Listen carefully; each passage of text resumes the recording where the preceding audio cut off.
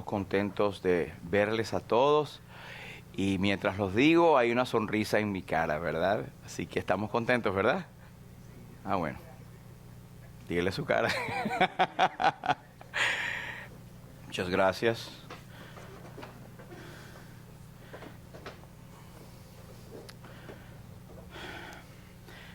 Vamos a, desde allí, por favor, puede leer conmigo este versículo que tenemos por varios días para aprendérnoslo de memoria, si es posible. Apocalipsis 5, 12 y 13. Lo leemos juntos. Dice así: el Cordero que fue inmolado es digno de tomar el poder, las riquezas, la sabiduría, la fortaleza, la honra, la gloria y la alabanza por los siglos de los siglos. Amén.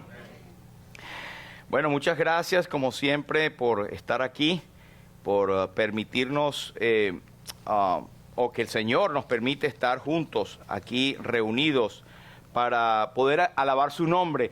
Y queremos siempre animarles a que pueda buscar en cualquiera de las redes de Lumbrera las predicaciones, la exposición de la palabra que han sido puestas allí. Lo tenemos en Facebook y lo tenemos también en YouTube. Yo creo que el más fácil es YouTube. Simplemente colocan la palabra Iglesia Bautista Lumbrera y estarán allí las predicaciones. Usted las puede también ver y las puede pasar a amistades para, como antes usábamos los tratados, ¿verdad?, evangélicos. Todavía se usan, pero este es un medio bastante bueno. Y el Facebook también es fácil. Y hay uno que no es tan fácil, pero también es interesante, es www.lumbrerabiblica.com. Así que usted puede encontrarlos allí también. Quiero que nos vayamos, por favor, al libro de Habacuc. Habacuc está después de Nahum, y Nahum está después de Miqueas. Miqueas, Nahum, Habacuc. Así que busque Habacuc por allí, y si tiene mucho problema, váyase al índice. Ahí lo puede encontrar. Siendo un libro tan pequeño, a veces se nos pasa, ¿verdad? Y las hojas se pegan. Vamos a leer todos algunos versículos en Habacuc, capítulo 1. Habacuc, capítulo 1. Dice el versículo 1: la profecía que vio el profeta Habacuc. Versículo 2, muy importante. ¿Hasta cuándo, oh Jehová, clamaré y no oirás? Y daré voces a ti a causa de la violencia y no salvarás. ¿Por qué me haces ver iniquidad y haces que vea molestia? Destrucción y violencia están delante de mí, y pleito y contiendas se levantan. Por lo cual la ley es debilitada y el juicio no sale según la verdad.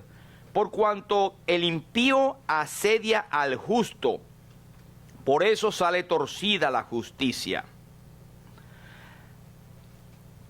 La respuesta del Señor: mirad entre las naciones y ved y asombraos, porque haré una obra en vuestros días que aun cuando se os contare no la creeréis. Porque he aquí yo levanto a los caldeos, nación cruel y presurosa, que camina por la anchura de la tierra para poseer sus moradas, las moradas ajenas. Formidable es y terrible. De ella misma procede su justicia y su dignidad. Sus caballos serán más ligeros que leopardos y más feroces que lobos nocturnos, y sus jinetes se multiplicarán. Vendrán de lejos sus jinetes y volarán como águilas que se apresuran a devorar. Toda ella vendrá a la presa. El terror va delante de ella y recogerá cautivos como arena, escarnecerá a los reyes y de los príncipes hará burla. Se reirá de toda fortaleza y levantará terraplén y la tomará. Luego pasará como el huracán y ofenderá, atribuyendo su fuerza a su Dios. Este es Habacuc ahora hablando. ¿No eres tú desde el principio, oh Jehová, Dios mío, santo mío? No moriremos, oh Jehová, para juicio lo pusiste, y tú, oh roca, lo fundaste para castigar. Muy limpio eres de ojos para ver el mal, ni puedes ver el agravio. ¿Por qué ves a los menospreciadores y callas cuando destruye el impío al más justo que él? Y haces que sean los hombres como los peces del mar, como reptiles que no tienen quien los gobierne. Sacará a todos con anzuelo, los recogerá con su red y los levantará en sus mallas, por lo cual se alegrará y se regocijará. Versículo 17, vaciará eso su red y no tendrá piedad de aniquilar naciones continuamente. Por ahora vamos a dejarlo hasta aquí. Señor, prospere su palabra. Habacuc. ¿Quién es Habacuc? Bueno, primeramente el nombre de Habacuc significa abrazo. Dios es mi abrazo. Así significa. Gracias. Él profetizó a Judá en un tiempo de turbulencia, cuando estaba muy cerca un juicio que luego supo Habacuc iba a caer. Y resulta que este juicio iba a caer por causa del pecado que por medio de Manasés había caído. Voy a leerle simplemente para que entiendan el contexto en Segunda de Reyes. De aquí viene el castigo que estaba a punto de ser llevado a cabo en la tierra de Judá. En Segunda de Reyes capítulo 21 tenemos el reinado de Manasés, un rey cuya vida fue haciendo lo malo delante de Dios. Uno de esos reyes malos que, como decimos en criollo, tiró la burra para el monte.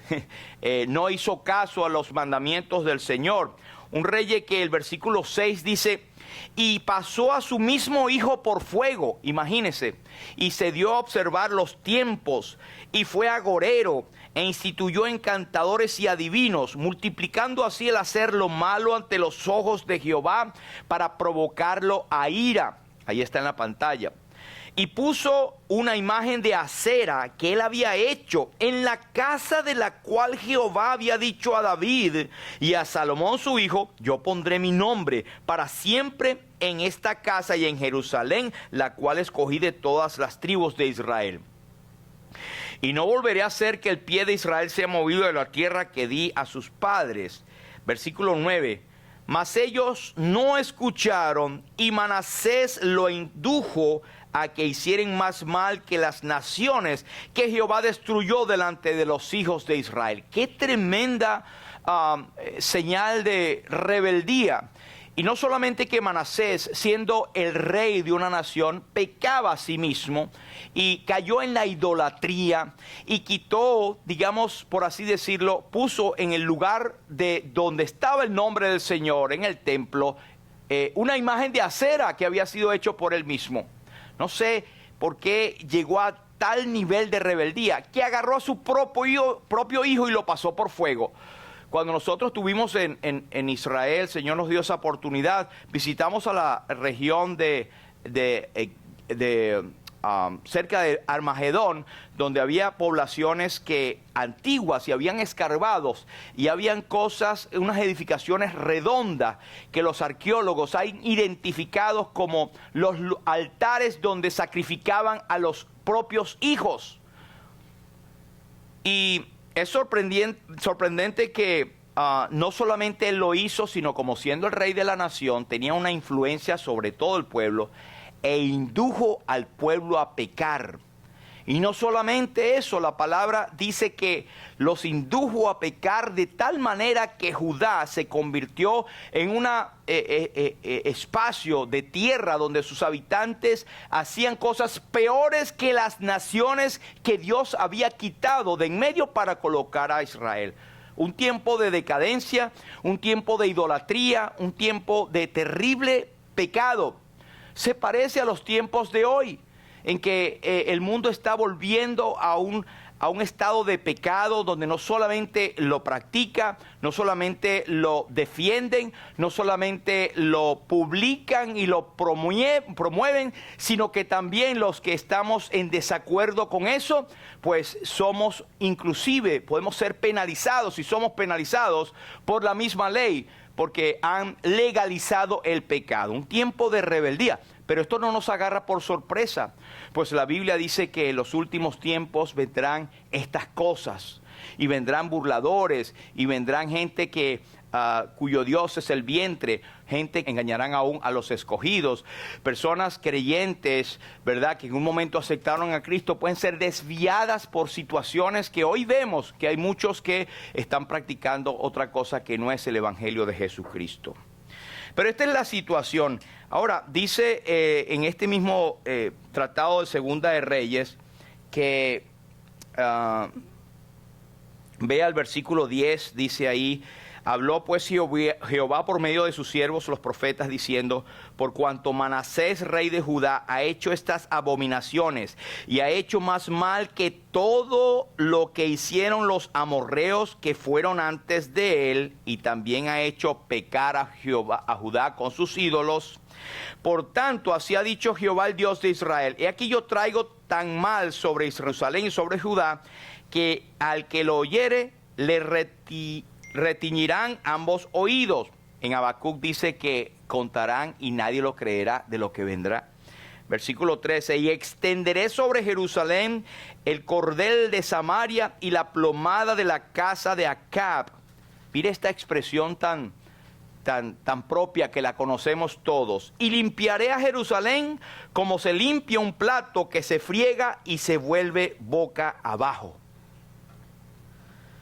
Y desampararé el resto de mi heredad, qué terrible, y lo entregaré en manos de sus enemigos, y serán para presa y despojo de todos sus adversarios, por cuanto han hecho lo malo ante mis ojos, y me han provocado a ira desde el día que sus padres salieron de Egipto hasta hoy. Este es el contexto que más tarde esa profecía del castigo que Dios iba a traer sobre Manasés y sus descendientes. Hubo entre algunos de sus descendientes uno que hizo el bien delante del Señor, pero ya el castigo estaba establecido. Ahora, fíjense, ¿qué tenemos aquí con Manasés? Me llamó la atención cuando nuestro hermano Daniel hablaba que venimos de tener esta carga. Y entendemos esta carga como una preocupación, un peso en nuestros corazones por algo que no nos parece que está bien, ¿verdad? Y que queremos que Dios intervenga según su voluntad para que sea quitado, sea restablecido en caso de enfermedad, que Dios en su bondad restablezca la enfermedad. Es una carga. Y en el versículo 1, capítulo 1 de Habacuc dice la profecía que dio el profeta Habacuc. Esa palabra profecía precisamente es literalmente la carga.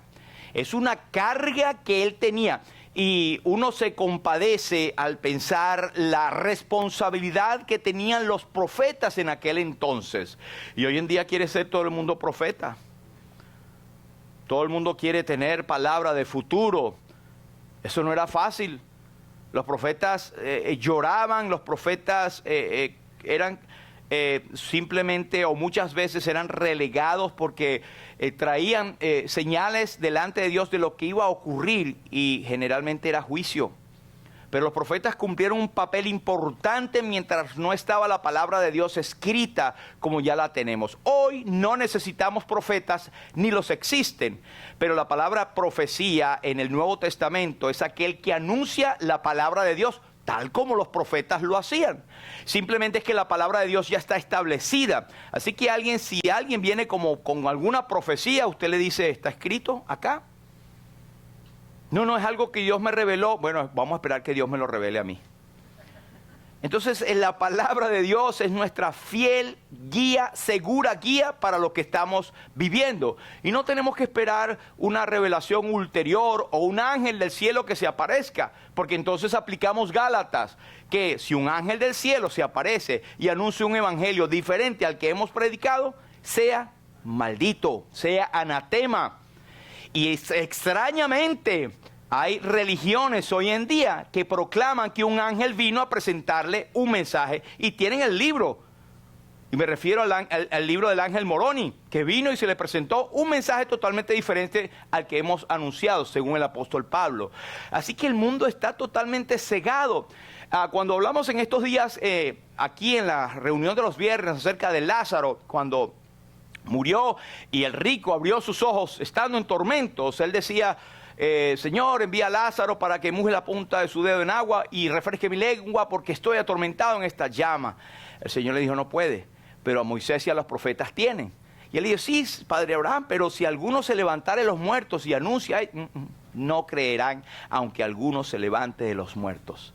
Hoy en día tenemos el mensaje de salvación, que Cristo murió por nuestros pecados, que fue sepultado y que resucitó al tercer día con poder conforme a las Escrituras, y que ofrece salvación y vida eterna, y la gente no le da importancia absoluta.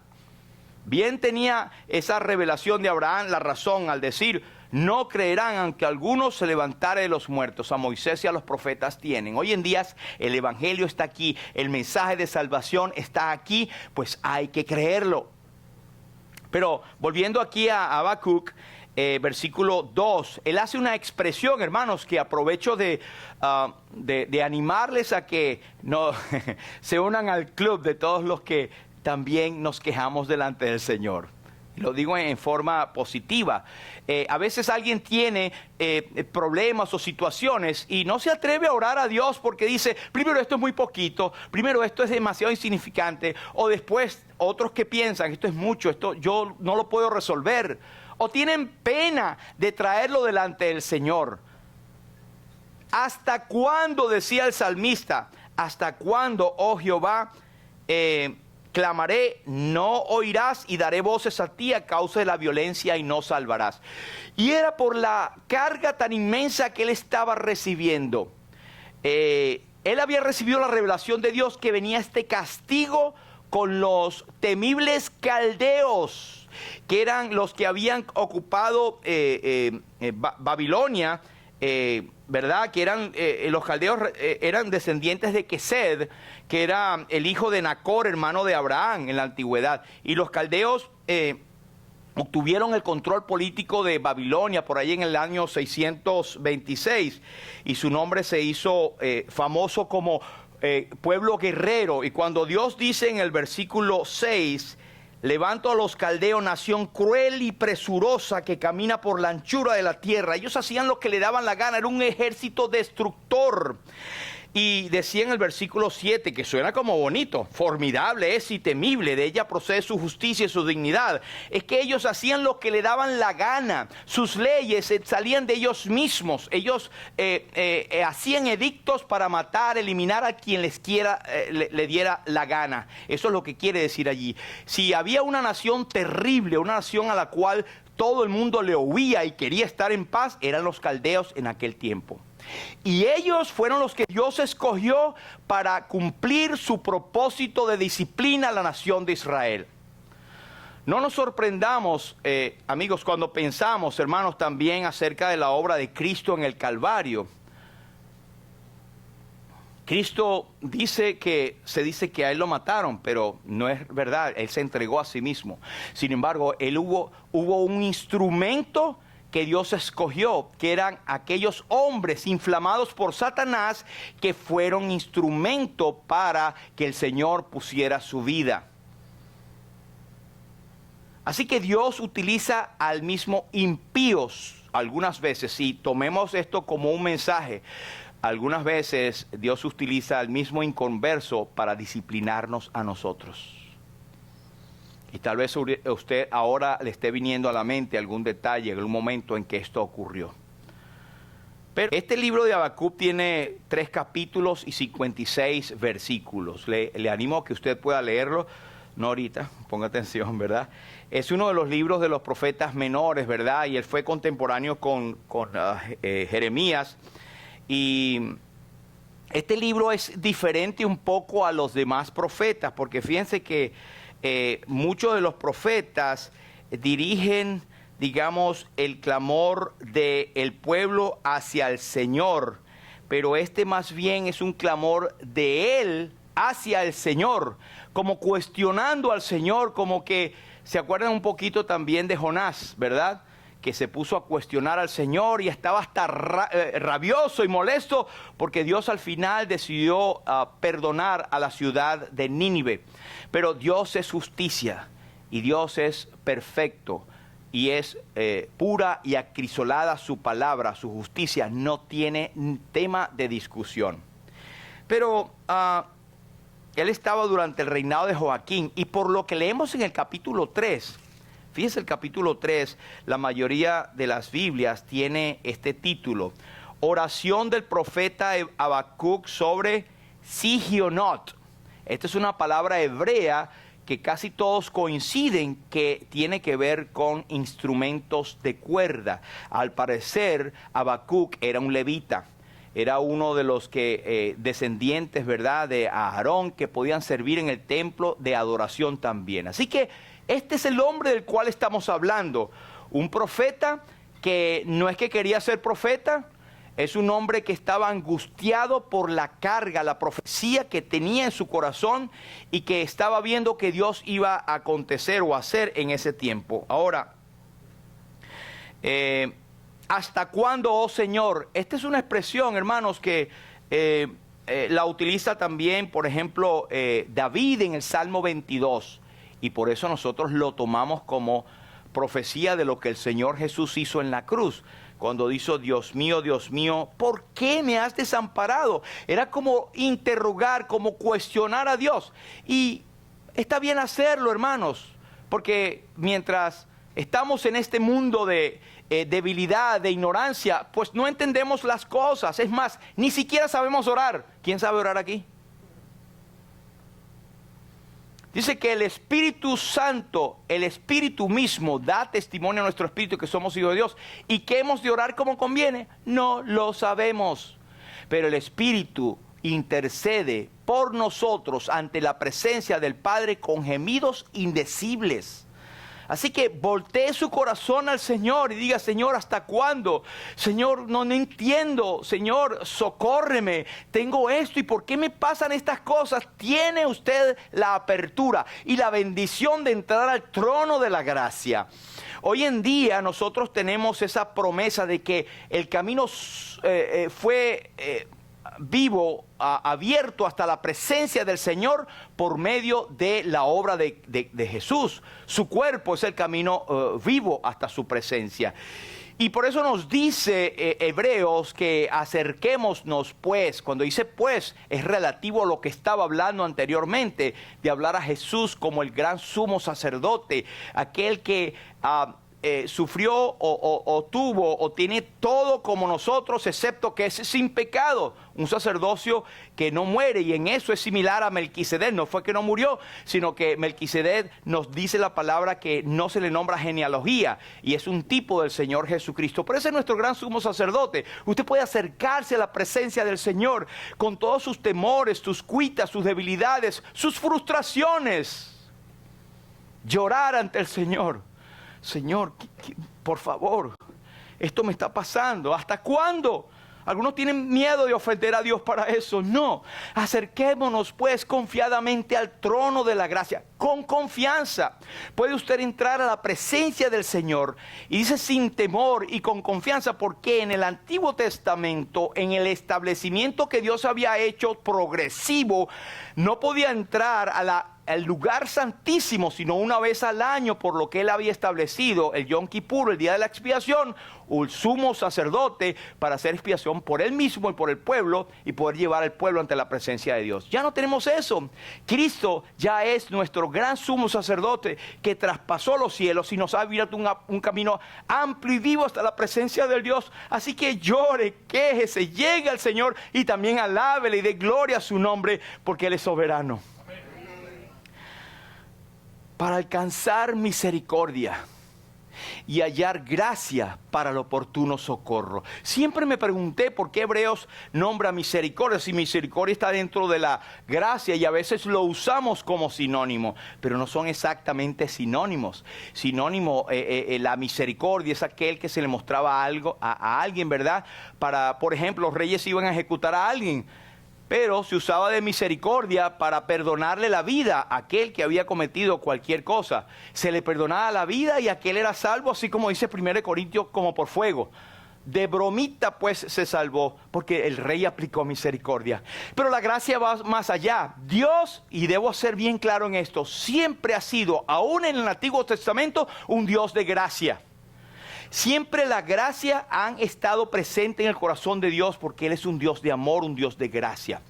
Lo que a veces no entendemos es la forma en que Dios trata en el Antiguo Testamento, que no es que Dios cambia, sino que su proceso dispensacional o de revelación progresiva hacía para que la humanidad entendiera y estuviera lista para encontrarse y aceptar al Salvador que estaba escrito que vendría.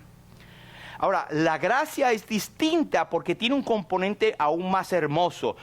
Veamos el ejemplo que les di. Misericordia, se le perdona la vida a aquel malhechor, qué sé yo, que haya hecho delante del rey. Pues la gracia va más allá y dice, ahora el malhechor, ahora va a comer en mi mesa como si fuera mi hijo. ¿Cómo le pasó a Mefiboset? Eso es gracia. Es que Dios no te paga lo que tú mereces, no solamente no lo hace, sino que te da cosas que tú no mereces. Eso es la gracia. Y por eso podemos entrar confiadamente al trono de la gracia y alcanzar misericordia y gracia para el oportuno socorro. Y esa palabra nos llena de gozo porque es oportuno. Dios está allí. Como dice Juan, Él no está más lejos que nuestras propias manos. Está allí simplemente hablar. Sé tú para conmigo una roca a la cual acuda yo continuamente. Ese es nuestro Dios. Podemos acudir en cualquier momento que tengamos. Cualquiera sea nuestra circunstancia. Donde quiera que estemos, Cristo está propicio para nosotros. Roca de la eternidad, fuiste abierta ya por mí. Puedo acercarme. ¡Qué bendición, hermanos! Habacuc está aquí con una carga tremenda en su corazón. David dice, Dios mío, clamo de día y no respondes, y de noche y no hay para mí reposo. Y él se contestaba a sí mismo, o el Espíritu Santo le hacía que contestara, porque en el Salmo 22, cuando él dice, no respondes, no hay para mí reposo, él dice, pero tú eres santo. Tú que habitas entre las alabanzas de Israel, en ti esperaron nuestros padres, confiaron en ti, fueron librados, confiaron en ti, no fueron avergonzados. Tú eres santo. Es que la santidad de Dios es la clave, ¿verdad? Nosotros a veces estamos en estrés, en situaciones de no felicidad momentánea, por nuestra propia desobediencia, por nuestro propio pecado, por el pecado que nos rodea. Por eso es que el apóstol Pablo exclamaba en el capítulo 7 de Romanos, miserable de mí, ¿quién me librará de este cuerpo de muerte? Y él decía, porque para mí el vivir es Cristo y el morir es ganancia. Él quería irse. Me llama la atención, ahora que lo menciono, que el día viernes partió el pastor Tim Keller. Fue un tremendo hombre de Dios, maestro de muchísimos, y todavía por sus escritos seremos ministrados por la vida del pastor Tim Keller, uno de los cofundadores de The Gospel Coalition, o la Coalición por el Evangelio, de la cual esta iglesia también es parte, donde la coalición, sin importar, digamos, el título de la iglesia, conservamos las doctrinas de la gracia, creemos en Dios, como que somos salvos a través de Jesucristo, fe única en Jesucristo, la fe sola, la gracia sola, la redención solo por Jesús, la sola escritura y por último solo Dios sea la gloria. Estos valores están bíblicamente allí. Él fundó digamos, movimiento, pero este fue un hombre que estuvo enfermo desde hace algún tiempo, y tengo un escrito que alguien hizo acá y viene muy al tiempo, porque en el mismo día murió un señor, un personaje de México que le llamaban el brujo mayor. pero en una estación de radio del sureste del país, en México, relataban que en los días previos al infarto que tuvo el señor, este brujo mayor, que le privó la vida, terrores inundaron su habitación, despertaba angustiado por las noches y con los ojos desorbitados suplicaba que no se lo llevaran, como si sus pesadillas anticiparan su cercano fallecimiento. Este era un hombre que practicó la hechicería, que estuvo rodeado, según él, de ángeles de luz, pero eran, sabemos por la palabra de Dios, que eran los mismos demonios que inspiraban. Dice la persona que escribió que nunca, siempre predijo que el América sería campeón y nunca le atinó. Pero fíjense lo que dice en la palabra de Dios respecto a estas personas. Dice: no se ha hallado en ti quien practique la adivinación, ni agorero, ni sortílego, ni hechicero, ni encantador, ni adivino, ni mago, ni quien consulte a los muertos, porque es abominación para con Jehová cualquiera que hace estas cosas, y por estas abominaciones Jehová tu Dios echa a estas naciones delante de ti. Cuando padece está a punto de partir el pastor Tim Keller, fíjense las palabras de este hombre. Él dice: estoy agradecido por todas las personas que han orado por mí a lo largo de los años. Estoy agradecido por mi familia que me ama. Estoy agradecido por el tiempo que Dios me ha dado, pero estoy listo para ver a Jesús. No puedo esperar a ver a Jesús. Padre, llévame a casa. Pues honramos la vida de este pastor y damos gloria a Dios por su vida. Pero lo que quiero decir con esto, hermanos, es la confianza que nosotros tenemos de entrar a la presencia de Dios, y que de un día entraremos definitivamente cuando partamos de este mundo, con la plena confianza que será cerrar los ojos aquí y abrirlos a la presencia del Señor. Amén. Pero también Job tuvo su discusión con Dios. Job, todos lo conocen, que fue un hombre que pasó por unas pruebas tremendas. Y él decía: clamo a ti y no me oyes. Me presento y no me atiendes. O sea, Dios, te escondiste de mí.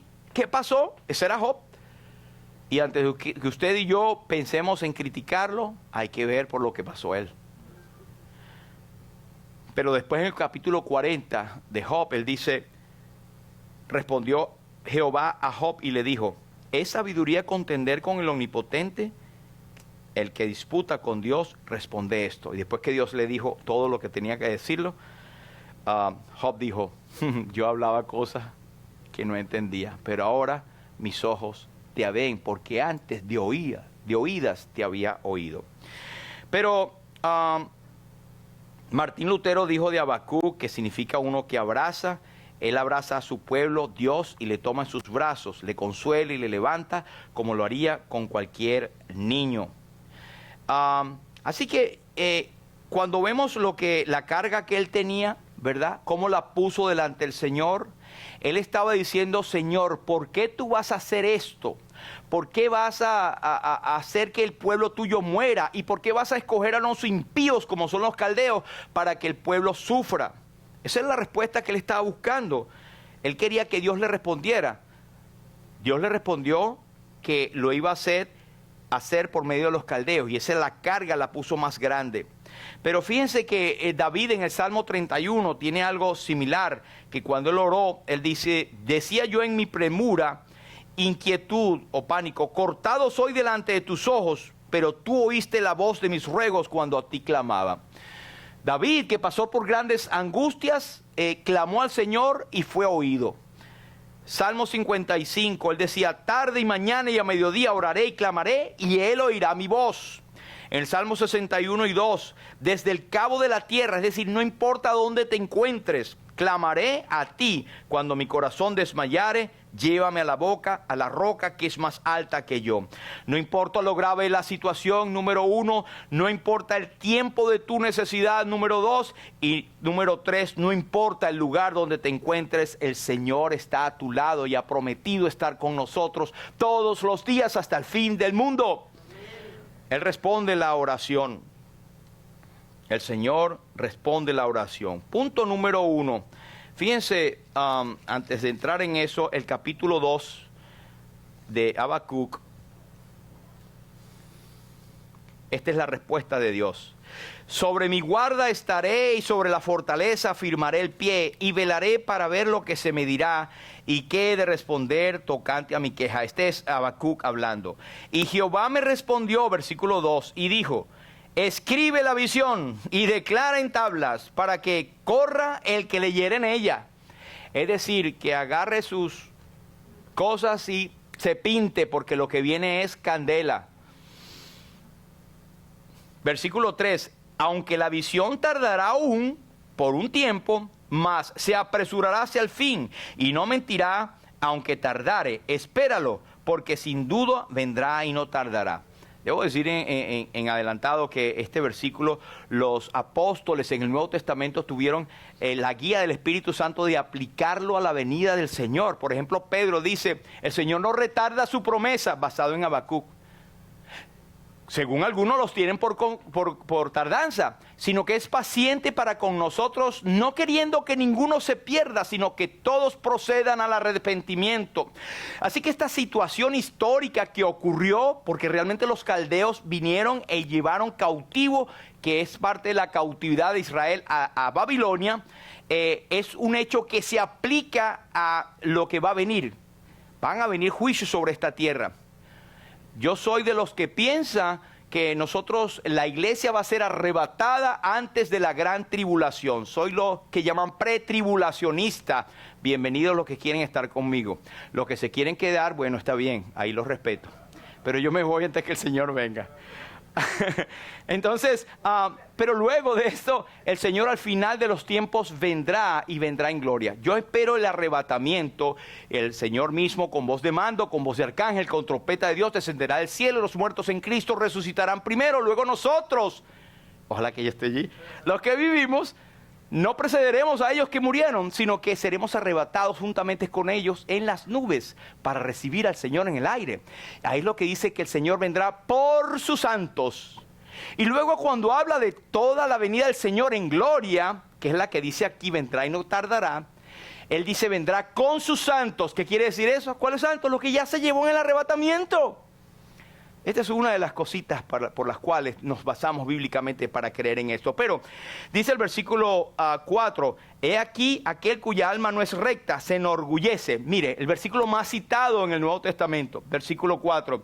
Mas el justo por su fe vivirá.